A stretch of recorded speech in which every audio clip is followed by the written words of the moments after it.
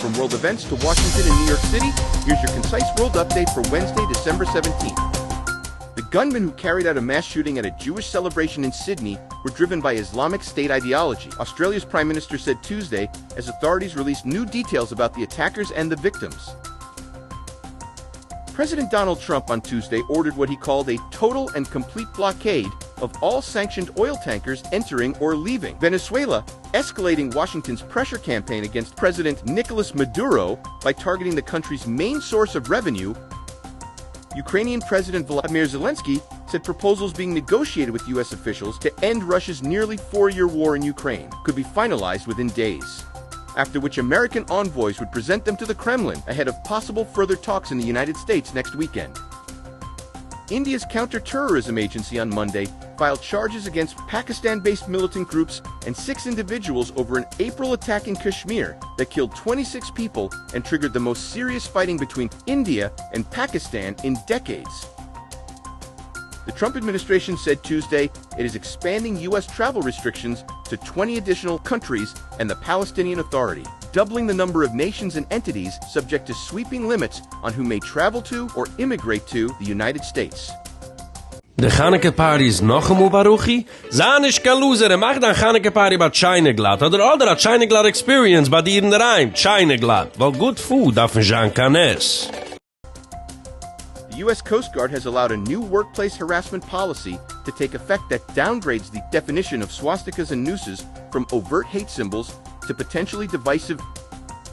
The manhunt for the gunman who killed 2 Brown University students and wounded 7 others in a classroom shooting entered a 4th day on Tuesday, keeping the campus and surrounding Providence neighborhood on edge.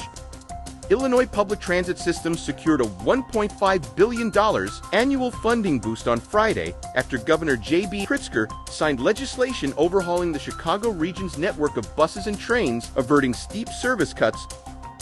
Administration officials moved quickly Tuesday to defend White House Chief of Staff Susie Wiles after the publication of 2 Vanity Fair articles that quoted her making sharp remarks about several senior figures in the Trump administration.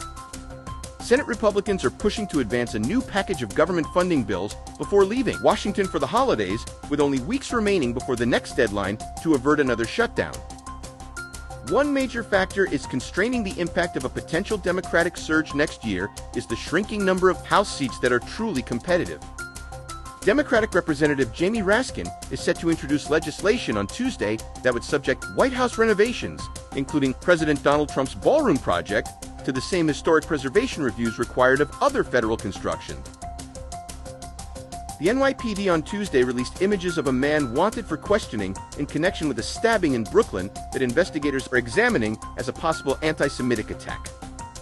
A wide-ranging farewell press conference Tuesday, Mayor Eric Adams and his senior aides reflected on his tenure leading the nation's largest city, revisiting the successes and the controversies that defined his time in office. Unfiltered, perfectly imperfect, no telling what I'm going to do and what I'm going to say at any time. I am just Eric.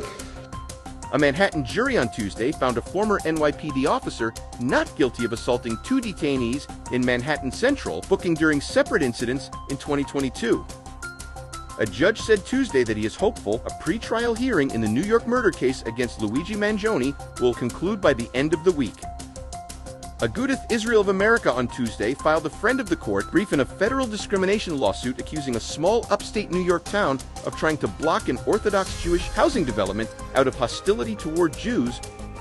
U.S. stocks finished mixed on Tuesday, with the Nasdaq closing higher while the S&P 500 and the Dow ended lower, as investors digested delayed economic data for clues about the Federal Reserve's policy path next year. From the Middle East to Wall Street, you're up to date.